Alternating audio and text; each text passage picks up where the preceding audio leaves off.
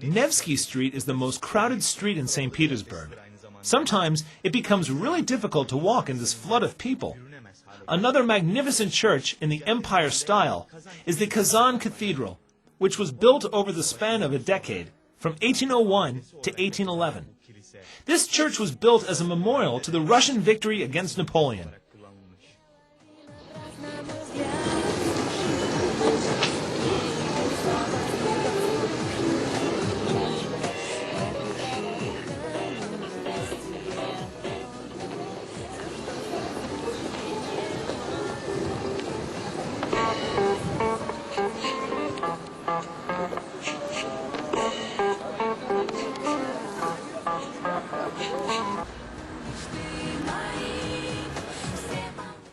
Nevsky Street is the most important and famous street in St. Petersburg. It is considered the downtown of the city. You can find many stores all around here. If you ever wanted to start a business here, you need to consider that the minimum rent for a store on Nevsky Street starts at about $15,000 a month.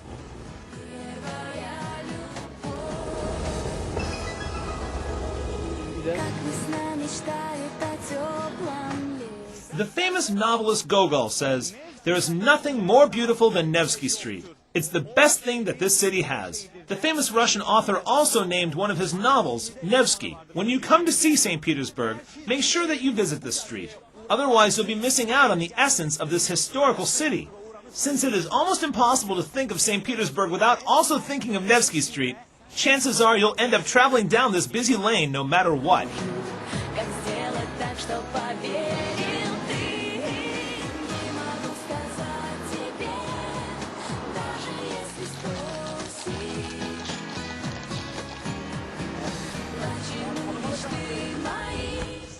St. Petersburg, also known as the Venice of the North.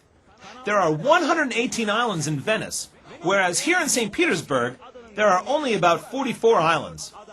These rivers and bridges behind me make the city look very beautiful indeed.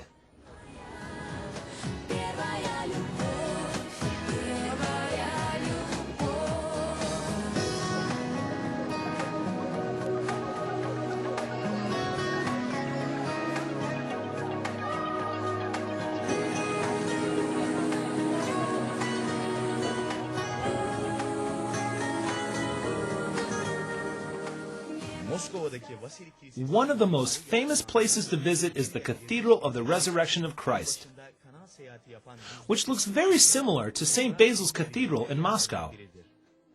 The name refers to the blood of Alexander II of Russia, who was assassinated on that site on March 13, 1881.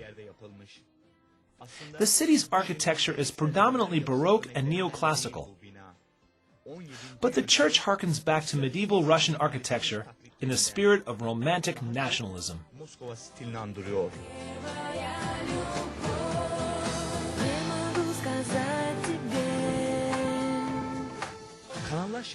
You cannot fully enjoy the city without taking a river tour. That's what we're going to do right now. While we are enjoying the sights of this beautiful city of rivers, some Russian folk music performers are playing for us, helping to make this visit an unforgettable one.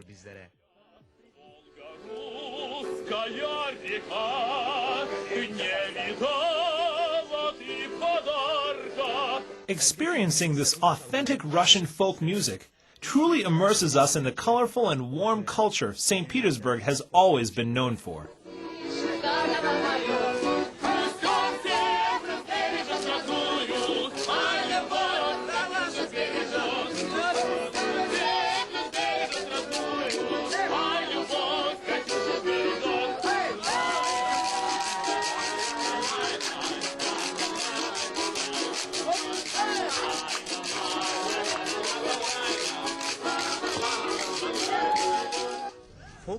Along with this joyful music and folk dance, we're watching the spectacular views of St. Petersburg from the Neva River.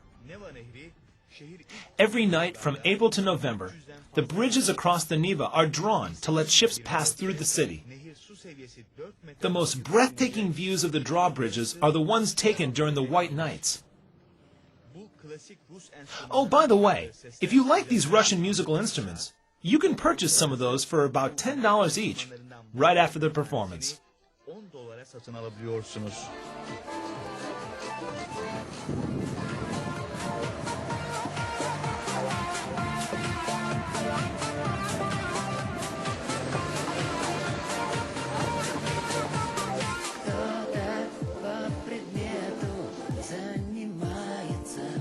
The Kunstkammer, or Kunstkamera, was the first museum in Russia.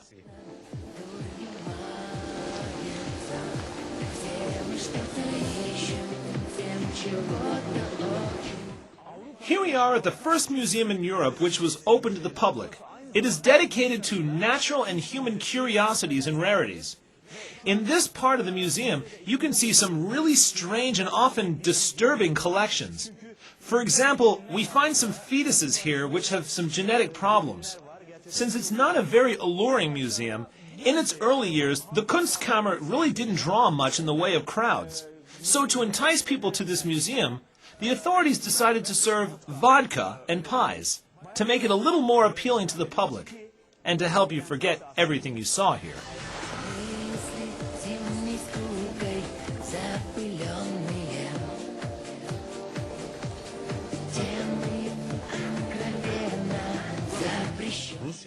In the 18th century, there were many abnormal births in Russia, and a lot of samples were collected from those abnormal births and kept here in this museum. When you visit this place, you realize how truly important life and being healthy is.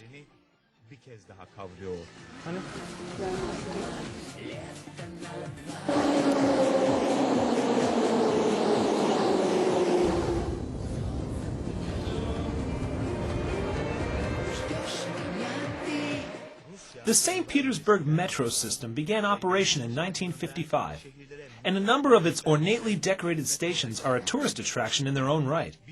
As you can see, almost half the population of the city is here underground. The St. Petersburg metro system is considered one of the most attractive and elegant metros in the world. Due to the city's unique geology, St. Petersburg Metro is also one of the deepest metro systems in the world. This station is the world's second deepest after Moscow's. It goes 335 feet underground, which is quite amazing. Thousands of people use this metro every day.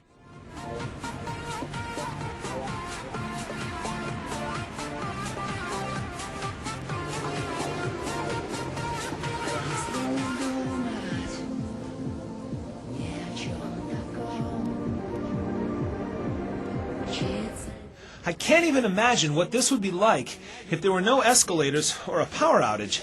Thousands of people would be stuck and they would have a really difficult time. It's not easy to walk up and down all those stairs.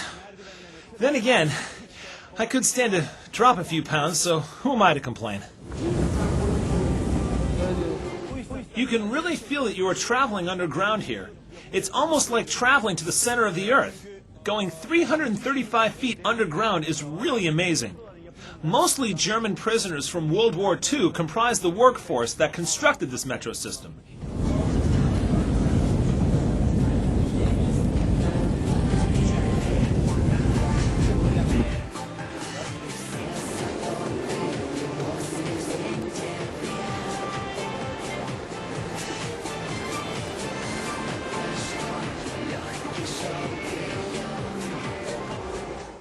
As soon as you get off the train, you feel as if you've entered a palace. Russia paid a lot of attention to the design and look of every metro station. You feel like you're walking in the halls of a historical place. As you can see around me, the reliefs on these columns and the ceiling above are incredibly beautiful.